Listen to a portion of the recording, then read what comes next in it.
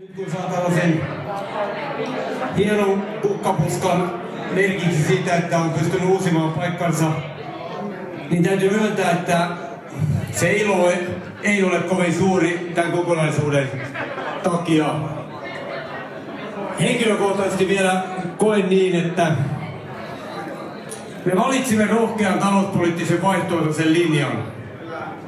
Ja mua todella harmittaa se, että vaikka meidän tukena oli maailman valuuttarahaston suositukset, meidän tukenamme oli professori Pertti Haaparannan linjaukset, monien muiden linjaukset, että tämä leikkaava, kurjistava politiikka on väärää politiikkaa niin Suomessa kuin koko Euroopassa, niin olen tosi surullinen, että kansalaiset kuitenkin vaaliurnilla, varsinkin nyt sitten tänään varsinaisena vaalipäivänä, luottivat enemmän niiden puolueiden linjauksiin, jotka haluavat lisää leikkauksia, lisää kurjistamista, hyvinvointivaltion alasajamista, eivätkä antaneet tukea hyvinvointivaltion jälleenrakentamiselle. Mutta me emme voi vaihtaa linjaamme sen vuoksi, että tällä kierroksella emme päässeet parempaan. Me jatkamme tällä linjalla ja seuraavalla kierroksella se